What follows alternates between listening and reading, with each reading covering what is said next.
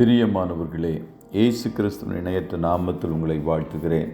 இந்த மன்னாட்டுடைய டெய்லி பாட்காஸ்டை கேட்கிற உங்கள் ஒவ்வொருவரையும் கர்த்தர் ஆசீர்வதிப்பாராக.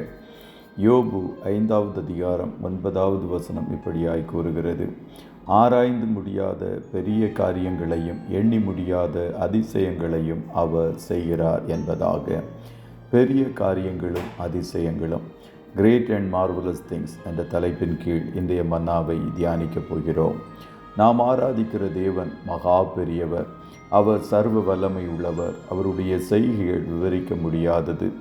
யோபுவின் சிநேகிதனாகிய தேமானியனாகிய எலிபாஸ் கர்த்தரை குறித்து கூறும்போது, அவர் ஆராய்ந்து முடியாத பெரிய காரியங்களையும் எண்ணி முடியாத அதிசயங்களையும் செய்கிறார் என்றான்.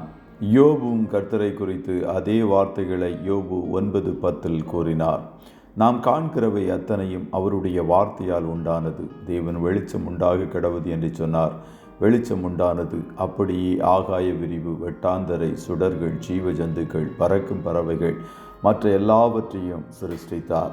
பின்பு தம்முடைய சாயலாக மனுஷனையும் சிருஷ்டித்தார். கர்த்தர் சிருஷ்டித்த நட்சத்திரங்களை மனுஷன் இப்பொழுதும் ஆராய்ந்து கொண்டிருக்கிறான். அவைகள் காணப்படுகிற தூரத்தையும் அவைகளின் எண்ணிக்கையையும் இன்னும் கண்டுபிடிக்க முடியவில்லை. சங்கீதக்காரன், நான் பிரமிக்கத்தக்க அதிசயமாய் உண்டாக்கப்பட்டபடியால் உம்மை துதிப்பேன். உமது கிரியைகள் அதிசயமானவைகள், அது என் ஆத்துமாவுக்கு நன்றாய் தெரியும்.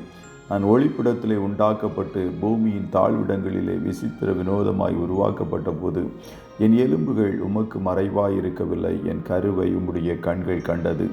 என் அவயவங்களில் ஒன்றாகிலும் இல்லாத போது அவைகள் அனைத்தும் அவைகள் உருவேற்படும் நாட்களும் உமது புஸ்தகத்தில் எழுதியிருந்தது என்று அவனுடைய சிருஷ்டிப்பின் மேன்மையை விவரித்தான்.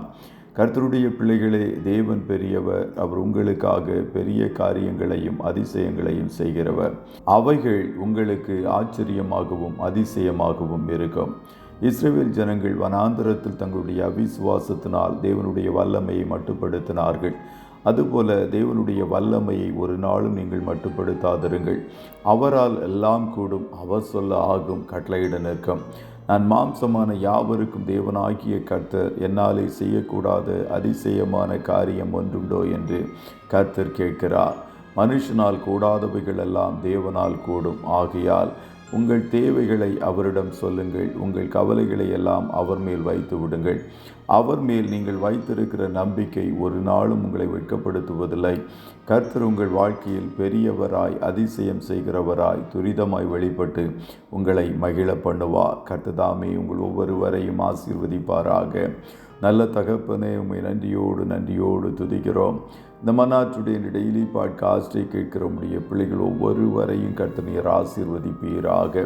உம்முடைய பிள்ளைகள் ஒவ்வொருவருடைய வாழ்க்கையிலும் ஆராய்ந்து முடியாத பெரிய காரியங்களையும் எண்ணி முடியாத அதிசயங்களை செய்கிறவராகவும் நீர் வெளிப்படுவீராக.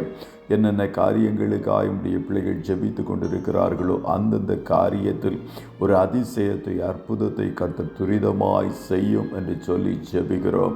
நாங்கள் ஆராதிக்கிற தேவனால் எல்லாம் கூடும் என்று நாங்கள் முழு நிச்சயமாய் நம்புகிறோம்.